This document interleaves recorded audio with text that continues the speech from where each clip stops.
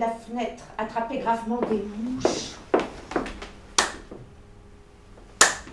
Et comme à l'accoutumée, ma mère donnait ses ordres. « Serge, avez-vous envoyé des invitations au régiment ?»« Pour ce soir ? Sans doute, ma bonne amie. J'ai craint que nous n'ayons pas assez de cavaliers pour faire danser les jeunes filles. » « Maman, aurons-nous Monsieur Loutchkov? C'est un officier.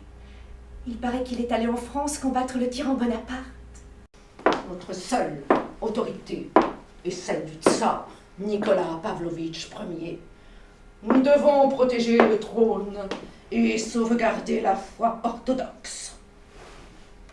Mais dans son testament, notre ancien tsar, Alexandre Ier, a dit qu'un jour on ouvrira toutes les prisons, que la terre sera distribuée aux moujiks et que ce sont les pauvres qui rendront la justice. Voyons, ma fille, que racontes-tu là? Nos moujiks sont bien incapables de telles préoccupations. Dans la Russie nouvelle, il n'y aura pas une tête plus haute l'une que l'autre. La prospérité naîtra de l'égalité et le bonheur de l'uniformité.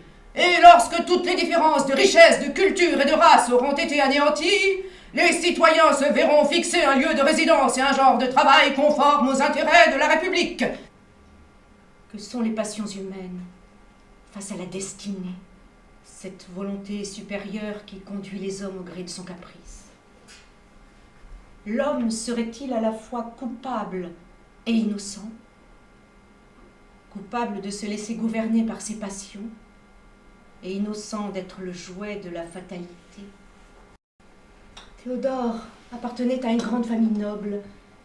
Il m'avait confié qu'il n'éprouvait pas un grand penchant pour la carrière militaire et qu'il y était entré pour faire plaisir à une aïeule qui adorait les aigrettes blanches. Les autres officiers l'avaient surnommé la jeune fille, mais ils le respectaient et le traitaient avec affection et courtoisie. Seul Loutchkov le regardait d'un mauvais œil, l'affublant de toutes sortes de sobriquets tels que bébé, nourrisson, multipliant les provocations jusqu'à l'acculer au duel.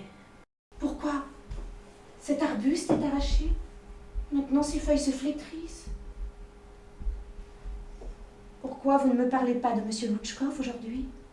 Vous me faisiez si souvent son éloge. Savez-vous que je lui avais donné rendez-vous ici même hier soir? Vous le saviez? Oh, pourvu qu'il m'invite à danser! Mais il reste dans son coin en fronçant les sourcils et en me jetant de temps à autre un regard noir.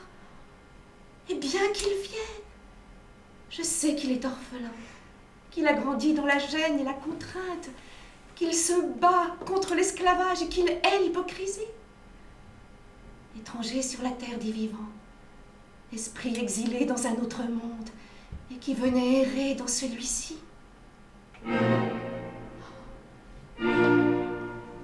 Mais soudain l'orchestre donne le signal de la mazurka. Les officiers se mettent en mouvement. Les talons de bottes résonnent sur le parquet. Les épaulettes voltigent sur les uniformes.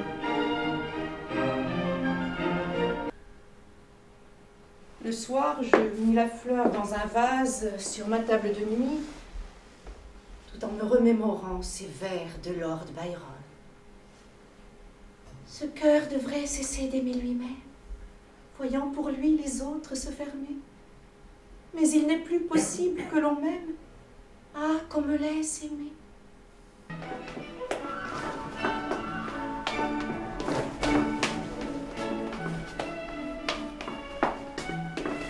Je danse encore et encore avec Théodore.